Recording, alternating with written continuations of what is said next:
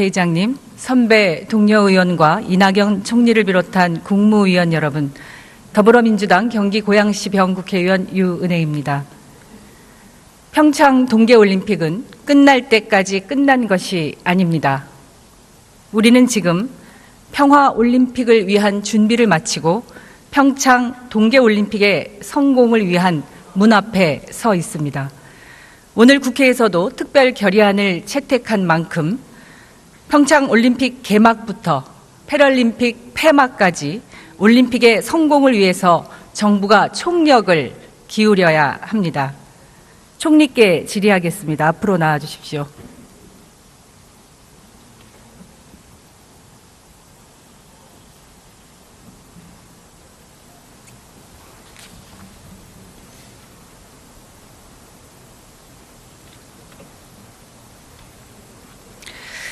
총리님, 이제 이틀 남았습니다.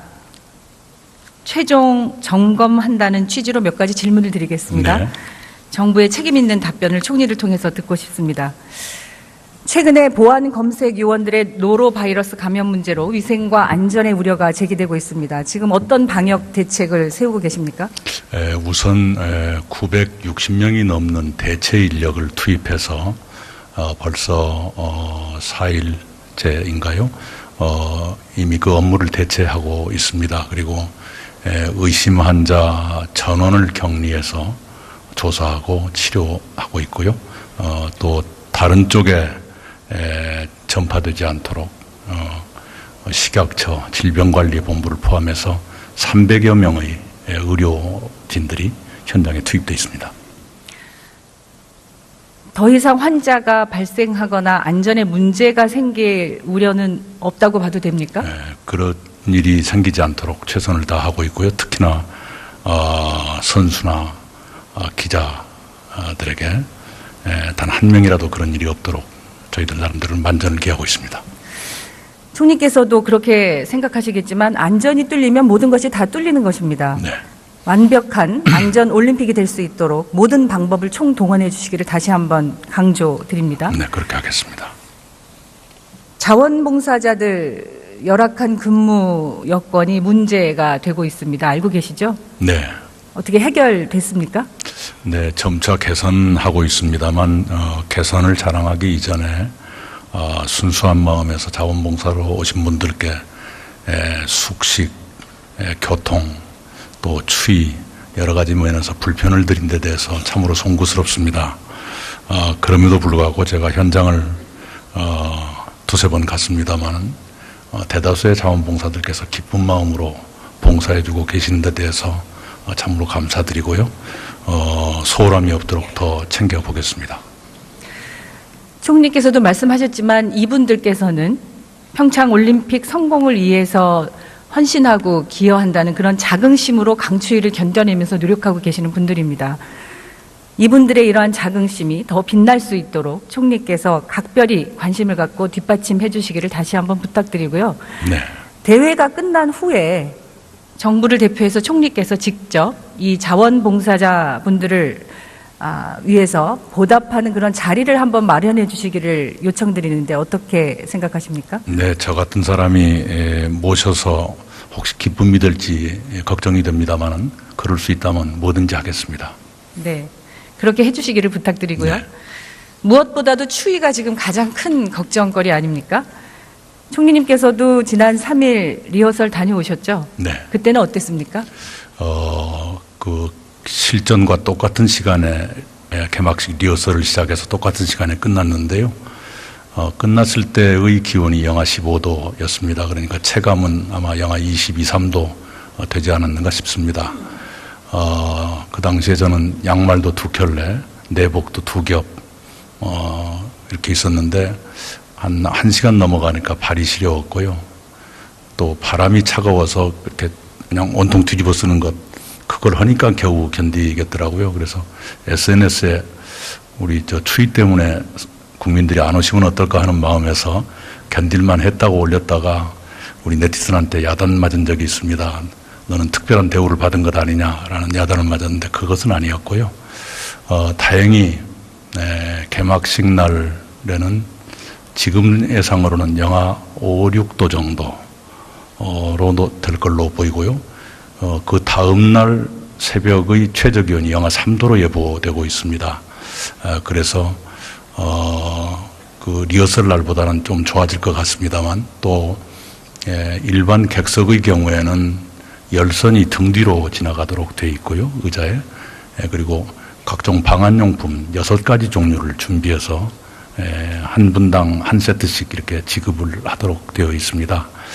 그래서 뭐 아주 유쾌한 편은 아니겠지만 그래도 동계올림픽다운 맛이 나는 그런 게 되지 않겠는가. 그래도 안타까운 것은 여러 가지 정치적인 사정 때문에 지붕 없는 그 스타디움을 그 높은 곳에 지어서 어떻게 해볼 수가 없었다는 것. 문재인 정부 들어서 지붕을 넣는 방안을 논의를 했습니다마는 그렇게 될 경우에는 기초공사부터 다시 해야 한다는 문제가 있어서 참 어렵지만 이대로 가는 수밖에 없다 하는 결론을 내린 적이 있습니다.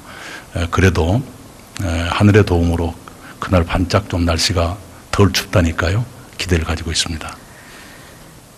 기온이 올라가는 하늘의 도움이 있다고 기대해보지만 거기에만 기댈 수는 없는 거 아니겠습니까? 네, 하여튼 인간이 할 수 있는 건 다 하고요. 네. 지금 뭐 6가지 그 방한 용품을 주시겠다는 그런 대책을 말씀하셨는데 그 대책을 끝까지 꼼꼼히 좀 점검하시고 네. 이 자리를 빌어서 국민들께 당부드리고 싶은 말씀이 있으면 해주십시오. 네, 조금 전에 여야 의원님들께서 평창 동계올림픽, 패럴림픽의 성공을 위한 결의안을 채택해 주셔서 정부로서 크나큰 힘이 됩니다. 국민 여러분께서도 우리 국회의원님들께서 여야 없이 이번 올림픽의 성공을 기원하고 계신다는 걸 이해하시고 국민 여러분께서 도와주시기 바랍니다. 우리가 대한민국이 주최한 국제 행사가 88 서울올림픽과 2002 월드컵이 있었습니다만 둘 다 성공했고 그 성공을 통해서 대한민국이 더 도약을 했습니다. 그리고 88올림픽은 세계적인 냉전 해체에 기여한 세계사적인 행사이기도 했습니다. 이번 평창올림픽도 예전에 2번의 그런 경기대회처럼 반드시 성공해야 되고 그걸 통해서 대한민국이 도약해야 합니다. 그리고 아주 긴박한 상황에 이 올림픽이 열리지만 참 어렵게 작은아마 대화와 평화의 숨통이 트였으니까요. 이걸 어떻게든 살려나가도록 정부와 국민이 함께 마음을 모아주셨으면 좋겠습니다. 그 말씀을 꼭 드리고 싶습니다. 예, 정부에서도 총력을 다해 주시길 다시 한번 부탁드리고요. 이번 평창 올림픽을 취재하기 위해서 55개국의 720개 미디어 그리고 2,491명의 외신 기자가 오는 것으로 알고 있습니다. 맞습니까? 네, 이제 카메라를 합치면 14,000명 정도의 기자가 옵니다. 그러면 각국의 정상급 인사는 어느 정도 규모로 참석하나요? 21개국의 26분으로 네. 집계가 되고 있습니다. 그렇다면은 평창은 외교 올림픽이라고 불러도 손색이 없을 듯합니다. 이렇게 대규모의 외신이나 정상급 인사가 속속 평창 올림픽을 향해서 참가하는 이유는 어디 있다고 보십니까? 네, 우선은 그 올림픽 자체에 대한 각국의 관심들이 있을 테고요. 그리고 어쩌면은 세계에서 가장 군사적으로 긴장돼 있는 DMZ에서 딱 100km 떨어진 곳에서 또 대치하고 있는 남북한이 함께 단일팀도 꾸리고 동시에 입장하고 하는 그런 기적 같은 일을 현장에서 목도하고 싶다. 그런 마음이 혹시 작용하는 것은 아닐까 하는 생각을 해봅니다. 예, 저도 마찬가지로 이 한반도에서의 평화 올림픽에 대한 관심이 이 많은 분들이 참석하는데 한몫하고 있는 것이 아닌가 이렇게 생각하고 있는데요. 이 평화 올림픽을 실현하기 위해서는 평창이라는 이 외교 무대를 적극적으로 활용해야 하는 게 필요하다고 생각합니다. 이 외교 무대에 대한 활용과 관련해서는 어떤 계획을 갖고 계십니까? 네, 우선은 대통령께서 거의 모든 정상들을 다 개별적으로 만나실 계획이 있고요. 혹시 대통령께서 만나시기 어렵다면 저라도 그 정상급들을 만나는 걸로 지금 계획이 짜여져 있습니다. 그리고 기업들은 각 기업마다 특별히 그 사업적인 관계가 있는 국가들이 있을 겁니다. 그런 국가들을 뭐 이렇게 전담한달까 하는 식으로 해서 선수들도 이렇게 안내도 해드리고 정상급 귀빈들의 5천 또는 10,000을 초청하기도 하고 이런 계획들을 갖고 계시는 걸로 듣고 있습니다. 그런 것들을 모두 다 모아서 그 정상 외교를 통한 외교적 성과뿐만 아니라 기업들 나름의 경제적 성과도 좀 얻었으면 좋겠다 이런 마음이 들고요. 사실 기업들이 외국에 나가서 그 나라의 무역을 좀 하고 싶다, 투자를 하고 싶다 할 적에 그 나라의 정상을 만난다는 건 거의 하늘의 별 따기처럼 어렵지 않습니까? 정상을 만나기 위해서 막 로비를 해도 될까 말까 하는데 그분들이 여기 오셨으니까 얼마나 좋은 기회이겠습니까? 과거에 88 올림픽이나 2002 월드컵 때도 우리 기업들이 그렇게 한 전례가 있다고 그래요. 그래서 이번에도 기업들이 잘 활용하셔서 각 기업들에게 좋은 기회로 삼았으면 좋겠다 이런 마음입니다. 예, 그런 각급 단위의 외교 관계들, 일정들이 차질 없이 준비되고 진행될 수 있도록 네. 총리께서 각별히 챙겨주시기를 요청드립니다. 마지막으로 패럴림픽 이야기를 꼭 한 말씀 드리고 싶습니다. 올림픽이 끝나고 나면 12일 후가 패럴림픽 시작입니다.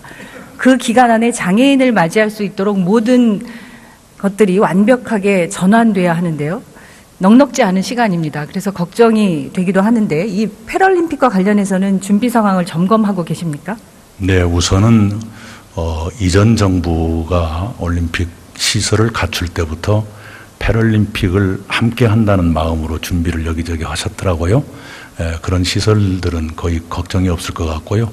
또 우리 국민들께서 관심이 굉장히 높으십니다. 제 통계가 맞는지 모르겠습니다만 대체로 올림픽 입장권 판매율이 77%, 78% 이러는데 패럴림픽이 10% 정도 더 높습니다. 물론 분모가 작으니까 비율이 높아지는 그런 면도 있습니다만은 그래서 국민들께서 참 많은 관심을 가져주신 것이 오히려 저희들에게 힘이 되고 또 거기에 자원봉사자들이라든가 또 서포터스들이 있으십니다. 그 코리안 서포터스라 해서 여러 단체의 소속원들이 거기 함께 계시는데요. 2002년 월드컵 3, 4위전 때 한국과 터키가 싸웠을 때 한국팀 말고 터키팀을 응원했던 분들이 바로 서포터스들입니다. 이번에 그분들이 올림픽뿐만 아니라 패럴림픽도 가셔서 오히려 한국과 싸우지 않는 그래서 관객이 적은 경기장을 찾아간다든가 또는 지는 팀을 막 응원한다든가 여러 가지 아주 인간적인 계획을 세우고 계시는 걸 봤습니다. 그런 분들이 패럴림픽도 올림픽과 다름없이 지원을 해주시기로 저하고 약속을 했는데요. 패럴림픽의 성공을 저는 믿고 있습니다.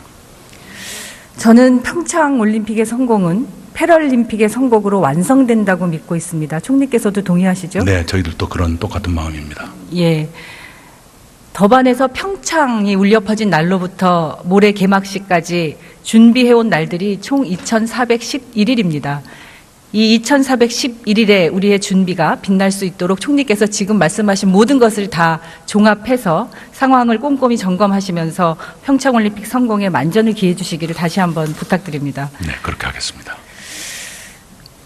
평창올림픽이 끝나고 나면 평창을 통해서 평창이 남긴 평화의 모멘텀을 지속적으로 이어가는 것이 중요하다고 생각합니다.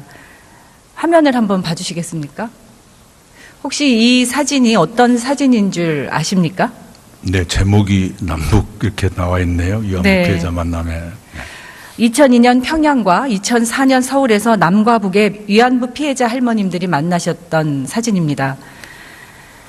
이분들이 다시 만날 수 있도록 그런 기회를 만들어 드릴 것을 제안하고자 합니다. 올해 8월 14일이 법정 기념일로 맞이하는 첫 번째 위안부 기림일인 것도 총리님 알고 계시죠? 네.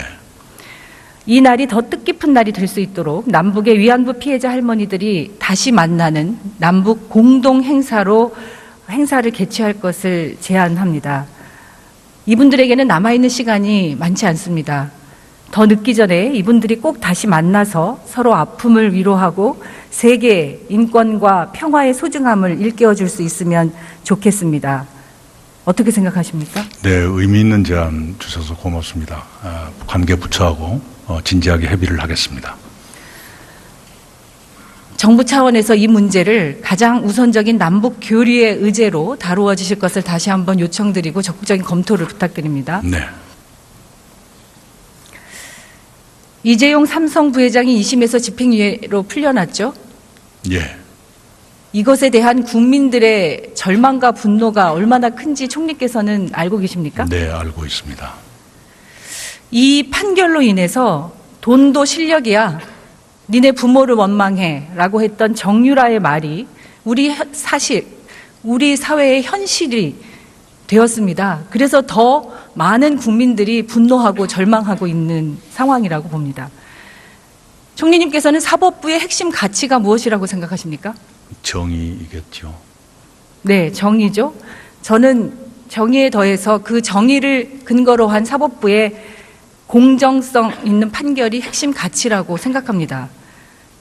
사법부는 민주주의를 지키는 최후의 보루가 되어야 한다고 생각합니다. 그런데 현재 사법부는 국민들의 불신을 받고 있고 사법부에 대한 국민의 시선은 싸늘하기만 합니다. 그래서 어느 때보다 높은 목소리로 국민들은 사법개혁을 요구하고 있는데요. 총리님께서는 사법개혁의 필요성에 대해서는 어떻게 생각하십니까? 네, 국민적인 요구가 높다는 것, 그리고 이번 판결로 인해서 그런 요구가 더욱더 고조되고 있다는 걸 잘 알고 있습니다. 제가 그것에 대해서 특히 사법부의 문제에 대해서 언급하는 건 적절치는 않습니다만, 모처럼 국회에 사법개혁 특별위원회가 구성이 돼서 논의되고 있으니까요. 그런 문제도 좀 논의가 됐으면 좋겠다, 이런 마음입니다. 국회위원회 외에 제가 한 가지 오늘 제안드리고 싶은 것은 사법부, 입법부, 행정부와 민간까지 공동으로 참여하는 사법개혁위원회를 구성해서 국민들이 신뢰할 수 있는 사법개혁을 이룰 수 있도록 하면 어떨까 하는 것을 제안드립니다. 어떻게 생각하십니까? 네, 국회 사법개혁 특위하고의 관계가 어떻게 될지 모르겠습니다만은 국회와 좀 상의를 해봐야 될 문제인 것 같습니다. 국회는 국회대로 사법개혁과 관련된 법제도적인 방안들을 마련할 수 있겠죠. 그런데 국민이 총리님 말씀하셨던 것처럼 정의롭고 공정한 사법부에 대한 요구가 높기 때문에 그런 국민적 요구를 수렴한다는 의미에서라도 국민, 민간까지를 포함하는 사법개혁위원회에 대해서 적극적으로 검토해 주실 것을 요청드립니다. 네, 한번 논의를 해보겠습니다. 제가 이 자리에서 사법부 내부의 문제를 이렇게 언급한다는 것은 매우 조심스럽습니다. 그러나 모처럼 의원님께서 주문을 하시고 또 국민들의 요구가 워낙 높아지고 있기 때문에 정부도 아주 모른 척하기는 어려워지고 있지 않는가, 이렇게 생각합니다. 지난 1월 29일 날 공공기관 채용 비리 조사 결과 발표하셨죠? 네. 그 결과가 어떻습니까? 참으로 놀라웠습니다. 제가 그 숫자는 아직도 잊을 수가 없는데요. 공공기관 1190개를 전수조사해서 봤더니 그중에 946개 기관에서 문제가 나왔습니다.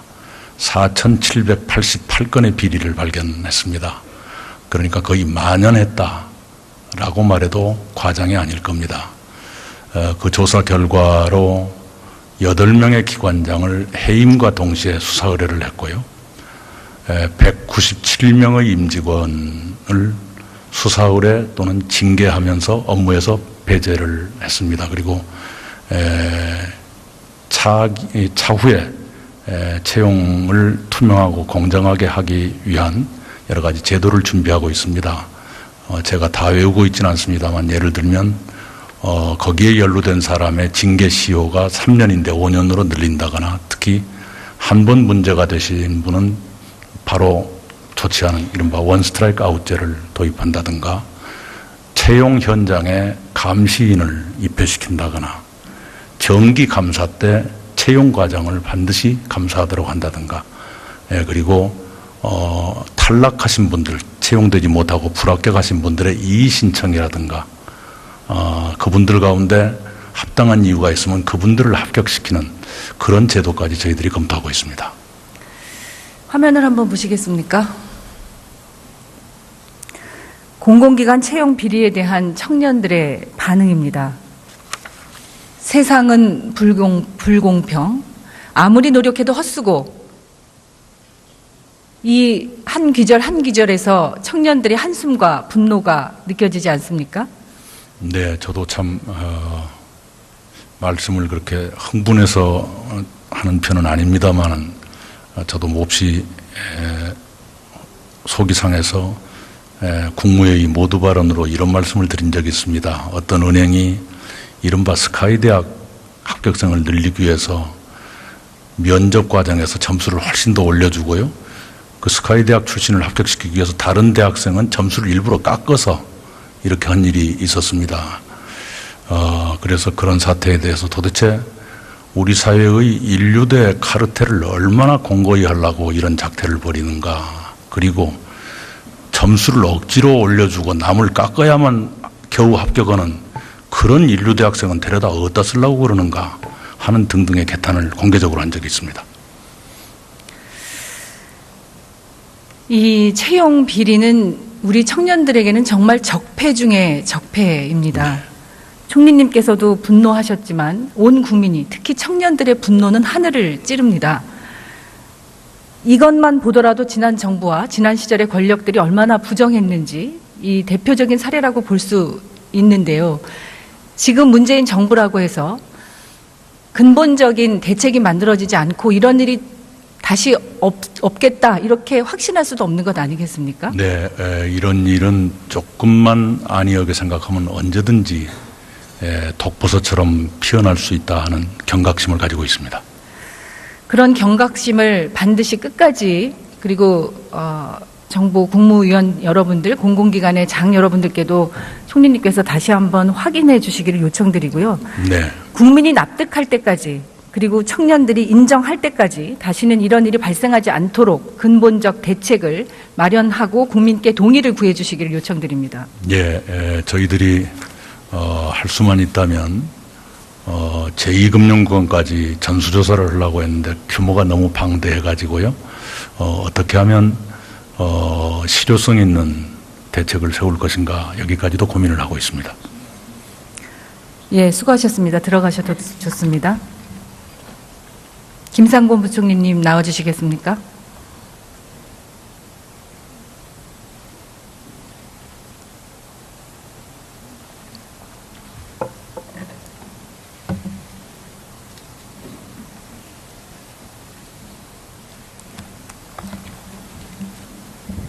네, 부총리님. 앞서 말씀드린 채용 비리와 마찬가지로 우리 사회의 공정을 해치고 교육의 신뢰를 훼손한 일이 있었습니다. 대학 교수가 자신의 논문에 미성년 자녀의 이름을 끼워 넣어서 공저자로 등록한 경우가 있는 것으로 드러났죠? 예, 얼마나 그렇습니다. 됩니까? 지금까지 조사된 바로는 29개 대학의 82건으로 일단 집계되었습니다. 2월 1일 날 추가로 조사 계획도 발표하신 것으로 알고 있는데요. 예, 그렇습니다. 그 이유는 무엇입니까? 1차 조사를 했지만은 그러나 이제 대학마다 조사 방법이 차이가 있고 그리고 이제 방학 중이라서 조사 대상자가 이제 부재한 경우들이 있고 또 여러 의혹들이 있어서 2월 5일부터 3월 16일까지 40일간에 걸쳐서 2차 추가 조사를 하기로 했습니다. 추가 조사를 결정하신 것은 잘하신 일인 것 같은데요. 이 추가 조사의 대상을 교수의 직계 가족으로 한정했습니다. 이렇게 될 경우에는 친인척이나 지인의 자녀를 공저자로 한 부정은 조사에서 제외되는 것으로 알고 있는데요. 그래서 부실 조사가 될 수 있다는 우려가 있는데 어떻게 생각하십니까? 예, 그 점도 저희가 이제 고민하고 있는데요. 1차적으로는 이제 직계 자녀에 대해서 조사를 하고 지금 저희 교육부에서 부총리를 단장으로 한 대입 공정성 강화 추진 점검단을 구성하고 있습니다.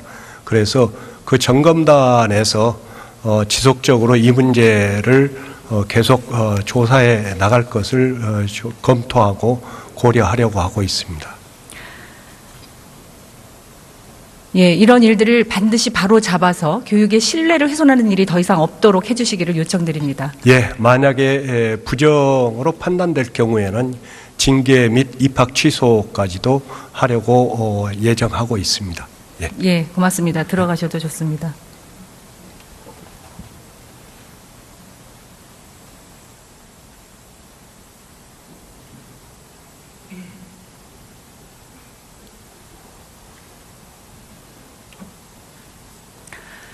존경하는 국민 여러분, 평화는 대한민국을 이어가는 생명줄이며 공정과 정의는 대한민국을 다시 세우는 기둥입니다. 평창으로 여는 한반도 평화, 공정과 정의로 다시 세우는 새로운 대한민국, 한순간도 포기할 수 없는 국민의 명령입니다. 최선을 다하겠습니다. 고맙습니다.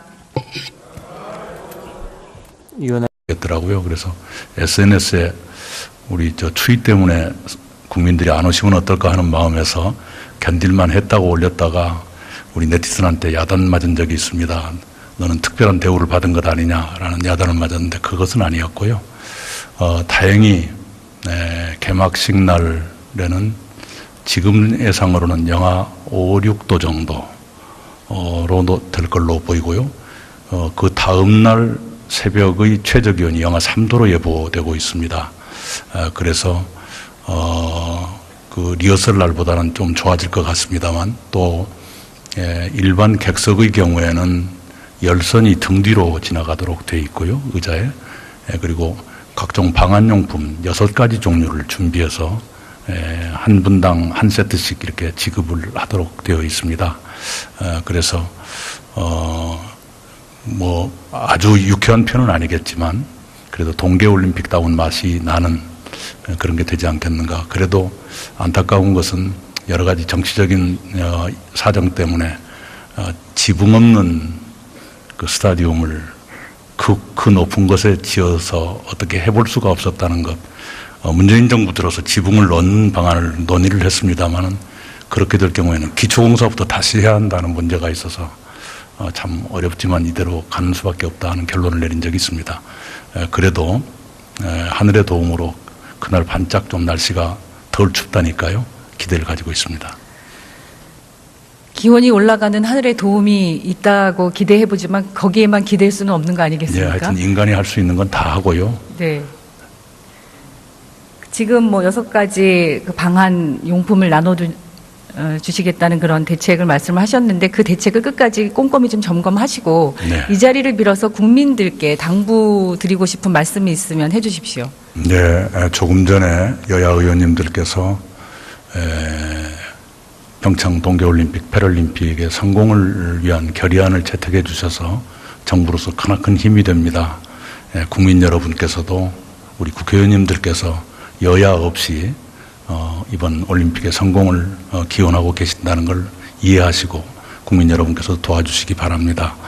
우리가 대한민국이 주최한 국제 행사가 88 서울올림픽과 2002 월드컵이 있었습니다만 둘 다 성공했고 그 성공을 통해서 대한민국이 더 도약을 했습니다. 그리고 88올림픽은 세계적인 냉전 해체에 기여한 세계사적인 행사이기도 했습니다.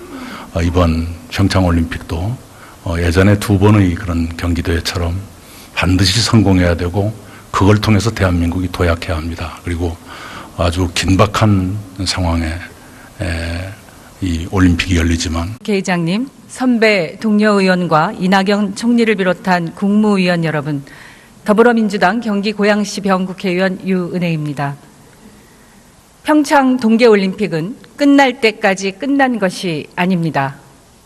우리는 지금 평화올림픽을 위한 준비를 마치고 평창 동계올림픽의 성공을 위한 문 앞에 서 있습니다. 오늘 국회에서도 특별 결의안을 채택한 만큼 평창올림픽 개막부터 패럴림픽 폐막까지 올림픽의 성공을 위해서 정부가 총력을 기울여야 합니다. 총리께 질의하겠습니다. 앞으로 나와 주십시오.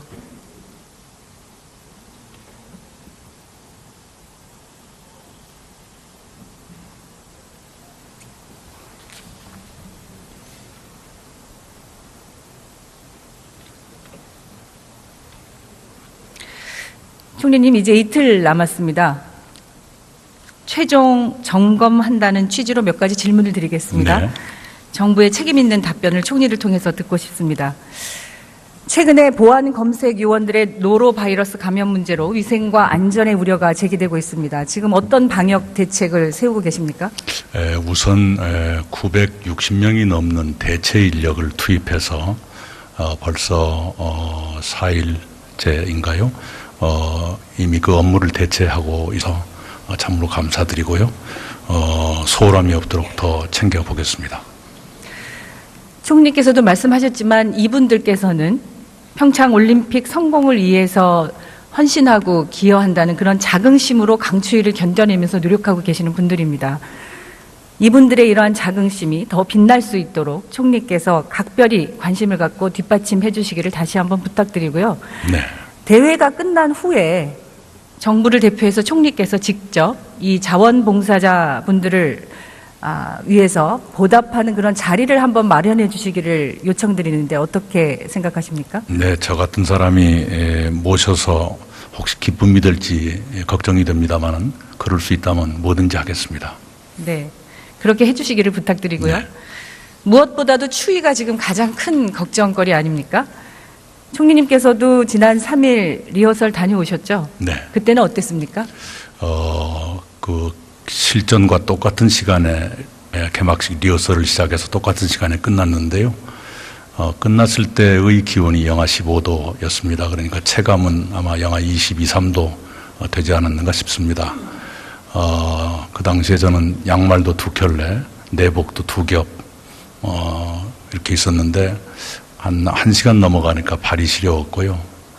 또 바람이 차가워서 이렇게 그냥 온통 뒤집어 쓰는 것, 그걸 하니까 겨우 견디겠습니다. 그리고 의심 환자 전원을 격리해서 조사하고 치료하고 있고요. 또 다른 쪽에 전파되지 않도록 식약처 질병관리본부를 포함해서 300여 명의 의료진들이 현장에 투입되어 있습니다. 더 이상 환자가 발생하거나 안전에 문제가 생길 우려는 없다고 봐도 됩니까? 그런 일이 생기지 않도록 최선을 다하고 있고요. 특히나 선수나 기자들에게 단 한 명이라도 그런 일이 없도록 저희들 나름대로 만전을 기하고 있습니다. 총리께서도 그렇게 생각하시겠지만 안전이 뚫리면 모든 것이 다 뚫리는 것입니다. 네. 완벽한 안전 올림픽이 될 수 있도록 모든 방법을 총동원해 주시기를 다시 한번 강조드립니다. 네, 그렇게 하겠습니다. 자원봉사자들 열악한 근무 여건이 문제가 되고 있습니다. 알고 계시죠? 네. 어떻게 해결됐습니까? 네, 점차 개선하고 있습니다만 개선을 자랑하기 이전에 순수한 마음에서 자원봉사로 오신 분들께 숙식, 교통, 또 추위 여러 가지 면에서 불편을 드린 데 대해서 참으로 송구스럽습니다.